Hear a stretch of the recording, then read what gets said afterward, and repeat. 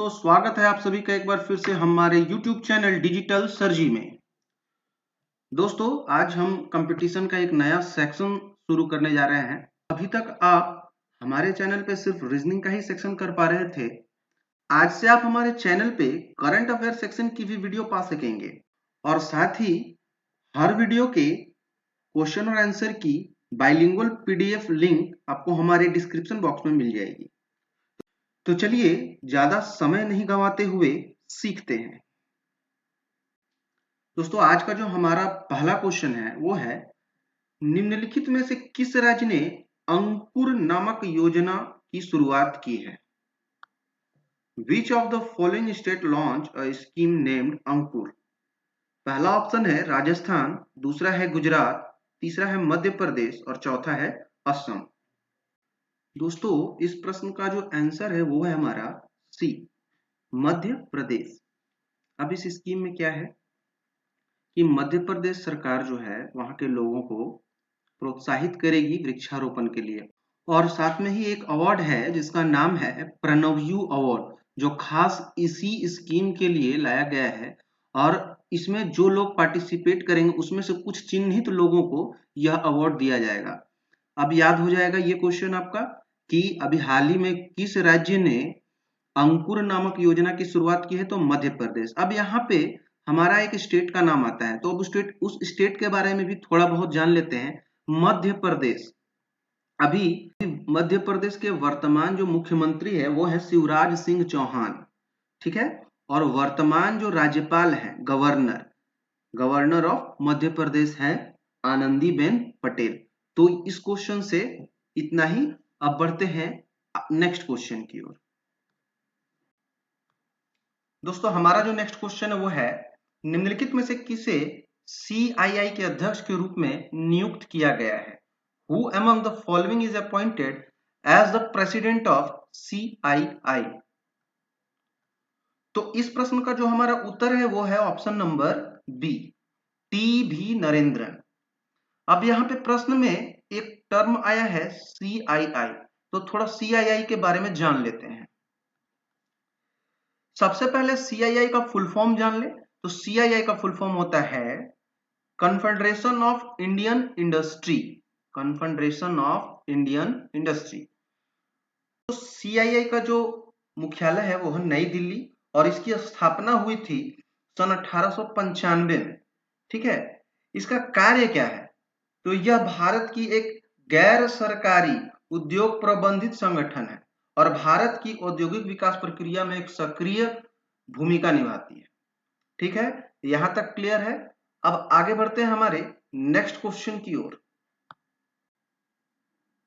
अब नेक्स्ट जो क्वेश्चन है वो है हमारा कि निम्नलिखित में से किसने CBDT के अध्यक्ष का अतिरिक्त प्रभार संभाला है? Who among the following has been taken charge as the additional chairman of CBDT? तो इस प्रश्न का जो उत्तर है वो हमारा ऑप्शन ए, JB मोहपात्रा। अब JB मोहपात्रा का पूरा नाम है जगन्नाथ विद्याधर मोहपात्रा। जगन्नाथ विद्याधर मोहपात्रा। अब यहाँ पे एक टर्म आ रहा है CBDT, तो इसके बारे में थोड़ा बहुत जान लेते हैं। CBDT का जो फुल फॉर्म है वो है central board of direct tax. इसकी स्थापना हुई थी सन 1924 में और इसका मुख्यालय है नई दिल्ली, ठीक है। यहां तक क्लियर है।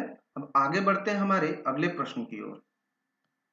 हमारा नेक्स्ट जो क्वेश्चन है वो है, भारतीय रिजर्व बैंक ने हाल ही में निम्नलिखित में से किस बैंक का लाइसेंस रद्द कर दिया है, क्योंकि उसके पास पर्याप्त पूंजी और कमाई की संभावना नहीं थी? तो दोस्तों, इस क्वेश्चन का जो आंसर है वो है हमारा option number A, Shivajirao Bhosale Sahakari bank.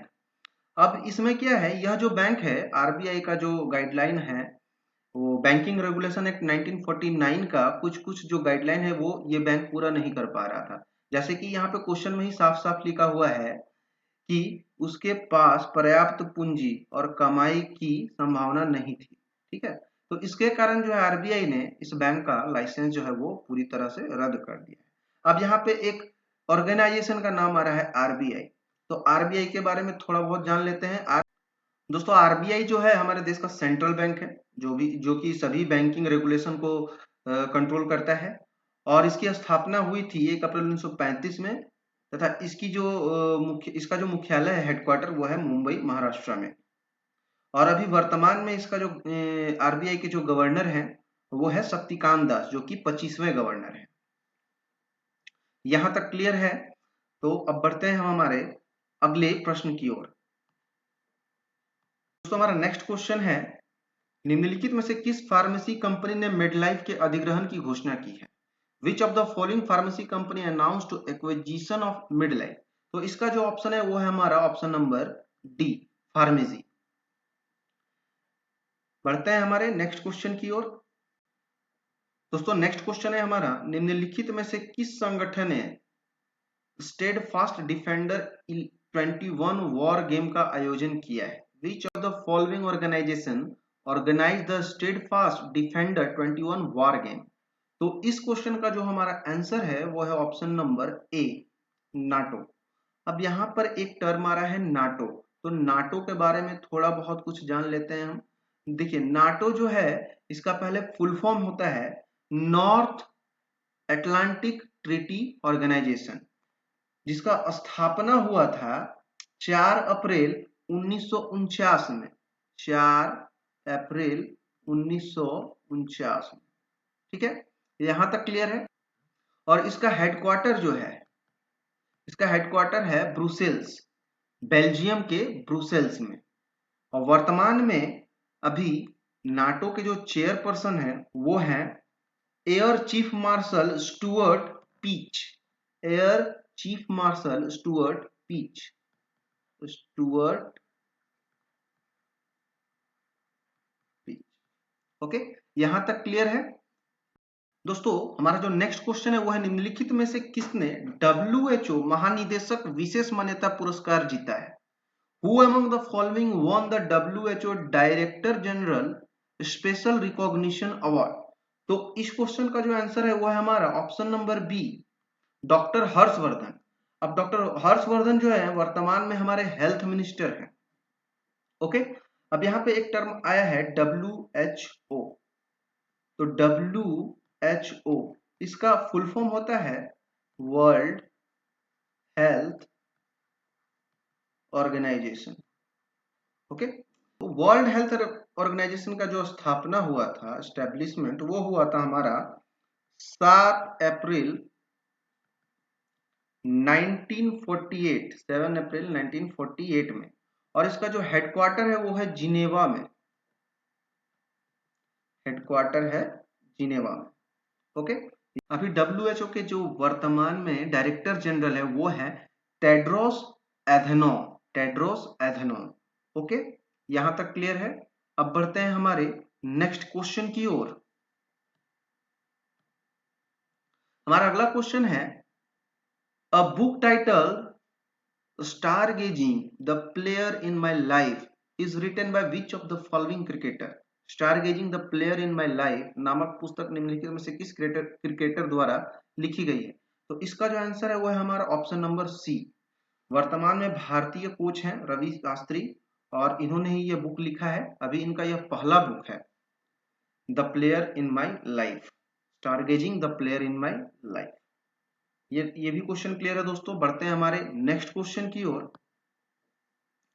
फिर से एक बुक है, a book title Savarkar a contested legacy 1924 to 1966 is written by. Savarkar a contested legacy 1924 to 1966 नामक पुस्तक के लेखक कौन है? तो इसमें जो ऑप्शन है वो है हमारा Vikram Sampath, option number D. हमारा जो ऑप्शन होगा वो होगा डी, विक्रम संपत। विक्रम संपत द्वारा यह पुस्तक लिखी गई है। ये जो पुस्तक है ये वॉल्यूम 2 है दोस्तों, वॉल्यूम 2। इस पुस्तक का जो वॉल्यूम 1 है दोस्तों, वॉल्यूम 1, उसका नाम है Savarkar echoes from a forgotten past. Savarkar echoes from a forgotten past, जो कि विक्रम संपत द्वारा ही लिखी गई है। और वॉल्यूम 2 अभी हाल ही में रिलीज हुआ है, जिसका नाम है Savarkar a contested legacy 1924 to 1966। Okay, यहां तक क्लियर है। अब बढ़ते हैं हमारे अगले प्रश्न की ओर। हमारा अगला प्रश्न है, निम्नलिखित में से किस आईआईटी के शोधकर्ताओं ने कार्बन उत्सर्जन में कटौती के लिए एक स्मार्ट विंडो विकसित की? Which of the following IITs researchers have developed a smart window to cut carbon emission? तो इसका जो आंसर है वो है हमारा ऑप्शन नंबर 1, आईआईटी गुवाहाटी, जो कि असम में। ओके, अब यहाँ पे आ रहा है असम का नाम, तो असम के बारे में थोड़ा बहुत जान लेते हैं। तो असम की जो राजधानी है वो है गुवाहाटी। ओके, और वर्तमान में असम के जो सीएम हैं वो हैं हिमंता बिस्वा शर्मा, हिमंता बिस्वा शर्मा। और वर्तमान में जो गवर्नर हैं असम के, वो है जगदीश मुखी। यहां तक क्लियर है। चलिए बढ़ते हैं हमारे नेक्स्ट प्रश्न की ओर। हमारा अगला जो क्वेश्चन है वो है, निम्नलिखित में से किस देश में टीसीएस ने अपना पहला यूरोपीय नवाचार केंद्र खोला है? In which of the following country TCS has opened its first European innovation centre? दोस्तों, इसका आंसर बताने से पहले मैं आप सभी को एक इंपॉर्टेंट बात बोलना चाहता हूं। अभी जो भी मैं क्वेश्चन और आंसर करवा रहा हूं, इसकी हिंदी और इंग्लिश की पीडीएफ लिंक आपको डिस्क्रिप्शन बॉक्स में मिल जाएगी। आप अपना सेल्फ प्रैक्टिस के लिए उसको डाउनलोड जरूर कीजिए और खुद से क्वेश्चन और आंसर को करेक्ट कीजिए। चलिए, अब इसका आंसर है कि निम्नलिखित में से किस देश में टीसीएस ने अपना पहला यूरोपीय नवाचार केंद्र खोला है? तो in which of the following country TCS opened its first European innovation centre? तो इसका जो ऑप्शन है वो है ऑप्शन नंबर हमारा बी, नीदरलैंड। अब यहाँ पे एक कंट्री का नाम आ गया नीदरलैंड। तो नीदरलैंड के बारे में कुछ कुछ चीजें जान लेते हैं। तो नीदरलैंड की जो राजधानी है वो है हमारा एम्स्टर्डम। ओके, और यहाँ पे यूरो चलता है। यहाँ पे करेंसी कौन सा चलता है? यूरो।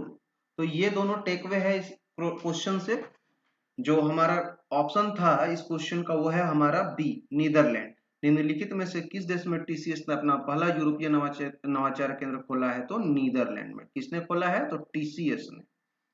ठीक है, तो वर्तमान में टीसीएस के जो सीईओ हैं वो है राजेश गोपीनाथन, राजेश गोपीनाथन। ओके, चलिए बढ़ते हैं हमारे नेक्स्ट क्वेश्चन की। हमारा नेक्स्ट जो क्वेश्चन है वो है, निम्नलिखित में से किसने जो 2020-21 किया एनबीए सिक्स्थ मैन अवार्ड जीता है? Who among the following has won 2020 और 21 किया एनबीए सिक्स्थ मैन अवार्ड? तो इसका जो आंसर है वो है हमारा ऑप्शन नंबर ए, जॉर्डन क्लर्कसन। ठीक है, जो कि अभी 2020-21 किया एनबीए सिक्स्थ मैन अवार्ड जीते हैं। यहां तक क्लियर है। अब बढ़ते हैं हमारे अगले क्वेश्चन की ओर। देखिए दोस्तों, हमारा नेक्स्ट जो क्वेश्चन है वह निम्नलिखित में से किस तिथि को प्रत्येक वर्ष माता पिता का वैश्विक दिवस मनाया जाता है? Global day of parents. Okay, in which of the following date global day of parent observe every year? तो इसका जो ऑप्शन है वो है हमारा ऑप्शन नंबर डी, 1 जून। 1 जून को जो है ग्लोबल डे ऑफ पेरेंट्स मनाया जाता है। ठीक है, यहां तक क्लियर है। बढ़ते हैं हमारे नेक्स्ट क्वेश्चन की ओर। नेक्स्ट जो क्वेश्चन है वो है, पॉल स्लुएटर का हाल ही में निधन हो गया, वह किस देश के पूर्व प्रधानमंत्री थे? Paul Schluter has passed away recently, he was a former prime minister of which of the following country? तो ये इसका जो ऑप्शन है वो है हमारा option number C, Denmark. Okay, ये जो पॉल स्लुएटर थे वो डेनमार्क के पूर्व प्रधानमंत्री थे जिनका अभी हाल ही में निधन हो गया, पॉल स्लुएटर। यहां तक क्लियर है। अब यहाँ पे एक कंट्री का नाम आ गया डेनमार्क। तो डेनमार्क के बारे में भी थोड़ा बहुत जान लेते हैं। तो डेनमार्क का जो कैपिटल है वो है कोपेनहेगन। ओके, डेनमार्क का जो कैपिटल है वो है कोपेनहेगन। और डेनमार्क में क्या करेंसी चलता है? तो डेनमार्क में चलता है Danish krone, Danish krone. Okay, यहां तक क्लियर है। आगे बढ़ते हैं हमारे अगले प्रश्न की ओर। नेक्स्ट जो क्वेश्चन है वो हमारा निम्नलिखित में से किस तिथि को हर साल विश्व दुग्ध दिवस मनाया जाता है? In which of the following date world milk day observe every year? तो इसका भी हमारा जो है 1 जून है दोस्तों। 1 जून को जो है वर्ल्ड मिल्क डे मनाया जाता है और इसके लिए एक थीम रखा गया है। इस जो थीम है वर्ल्ड मिल्क डे का, इस वर्ष भी एक थीम रखा गया है जो है sustainability in the dairy sector with messages around the environment, nutrition and socio economic. क्या है? Sustainability in the dairy sector with messages around the environment, nutrition and socio economics. Okay, यहां तक क्लियर है। बढ़ते हैं हमारे अगले प्रश्न की ओर। तो हमारा अगला जो क्वेश्चन है वो है निम्नलिखित में से किसने हाल ही में किसानों के लिए दुनिया का पहला नैनो यूरिया लिक्विड पेश किया है? Which of the following has recently introduced the world's first nano urea liquid for farmers? तो इसका जो आंसर है वो है हमारा ऑप्शन नंबर ए, इफ्को। अब इफ्को का जो फुल फॉर्म होता है वो है Indian farmers fertiliser cooperative limited.